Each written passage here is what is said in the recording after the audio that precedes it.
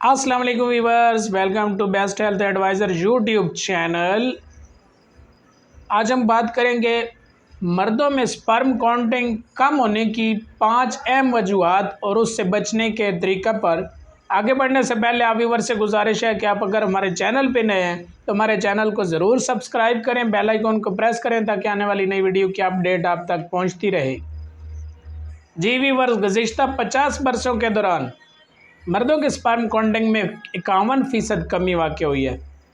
اسرائیل کی Hebrew university of یروشلم اور امریکہ کی ماؤنٹ سنائی اسکول آف میڈیسن کی جانب سے کی گئی تحقیق میں یہ بات سب سے اہم نتیجہ اخذ کیا گیا ہے۔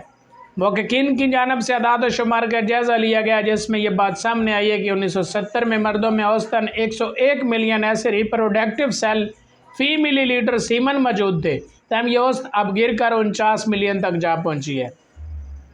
مقدار کے ساتھ ساتھ ایسے شواہد بھی ملے ہیں کہ مردوں میں اس کی کوالٹی میں بھی کمی واقع ہوئی ہے اور تولیدی صلاحیت کے حامل خلیوں میں گزشتہ دہائیوں کے دوران کمی دیکھنے میں آئی ہے۔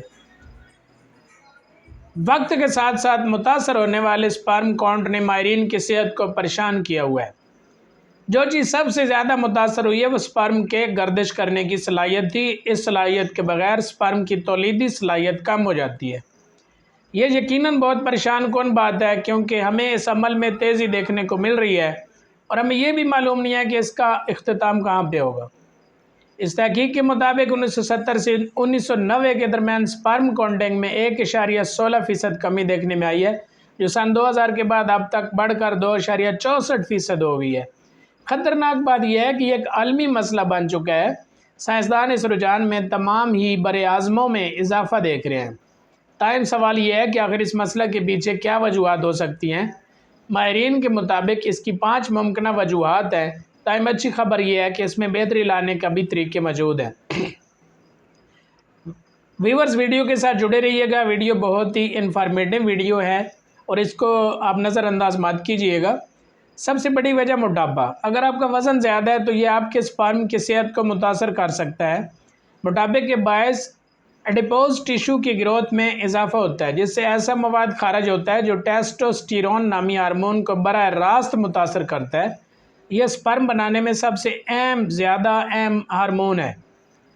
مرانڈا کے مطابق موٹاپے کے باعث آکسیڈیٹیو سٹریس بھی بڑھتا ہے جس کے باعث جسم میں موجود خلیے متاثر ہوتے ہیں۔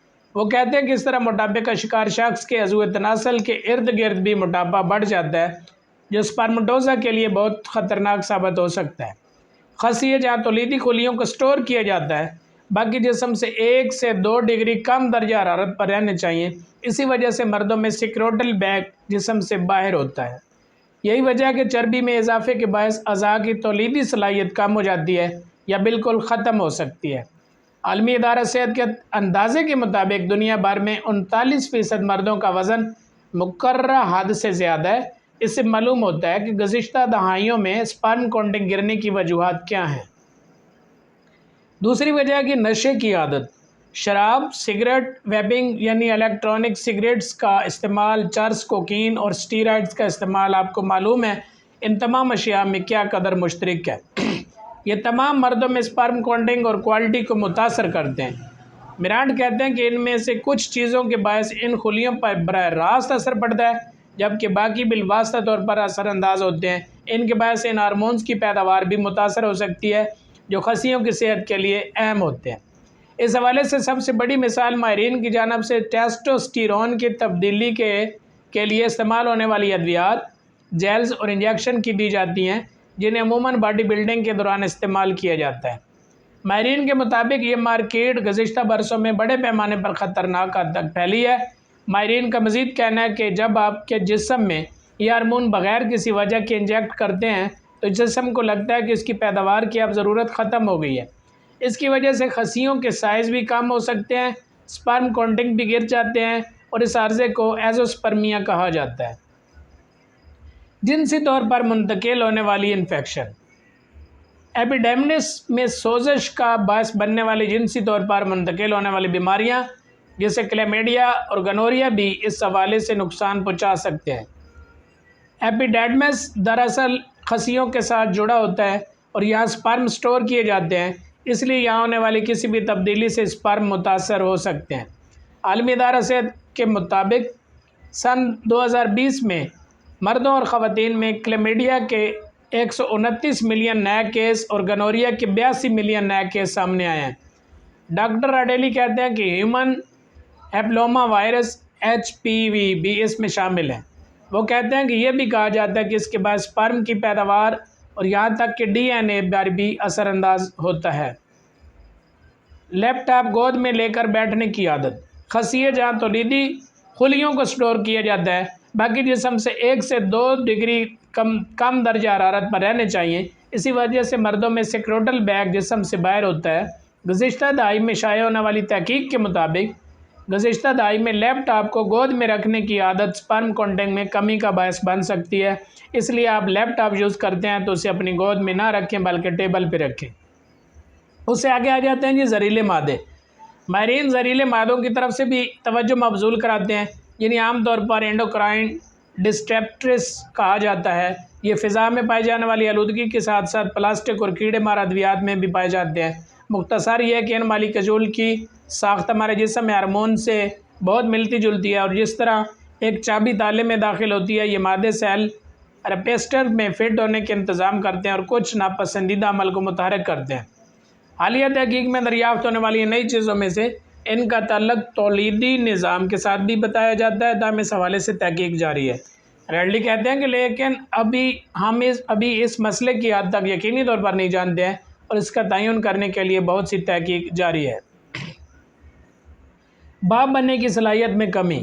اسپرم کاؤنٹ کم ہونے کے پیچھے ماحولیاتی اور زندگی گزارنے کے طرز عمل کے عوامل کے علاوہ 2 اندرونی مسائل بھی ہیں جو اس رجحان میں بھی حصہ ڈالتے ہیں۔ ان میں سے پہلا جینیاتی ہے۔ ایک اندازے کے مطابق بچہ پیدا کرنے میں دشواری کے 10 سے 30% کیسز کا تعلق مرد کے DNA میں دشواری سے ہوتا ہے۔ دوسرا عمر بڑھنے سے متعلق ہے، اور یہ حقیقت ہے کہ مردوں کا عمر کے ساتھ باپ بننے کی صلاحیت میں اضافہ ہوتا ہے۔ وہ بتاتے ہیں کہ ہم جانتے ہیں کہ تولیدی صلاحیت زندگی بھر کام رہتی ہے، اگرچہ مردوں میں یہ کمی خواتین کی طرح اتنی واضح نہیں ہے، لیکن ہارمون میں کمی ہے جو اسپرم کی پیداوار کے لیے اہم ہے۔ اگر ہم غور کریں گے کہ اسپرم کی تعداد میں 50 سالوں میں 51% کمی آئی ہے، جس رفتار سے یہ واقع ہو رہا ہے اس میں گزشتہ 2 دہائیوں میں تیزی آئی ہے، تو کیا یہ رجحان 0 کے قریب سے قریب تر ہوتا جا رہا ہے؟ اگر اسپرم کاؤنٹ گرنے کی شرح موجودہ شرح کے اعتبار سے گرتی رہی تو 2050 تک اس میں تولیدی خلیوں کا ارتکاز 0 کے قریب ہو جائے گا، لیکن مرانڈا کا ماننا ہے کہ ایسا ہونا ممکن نہیں ہے۔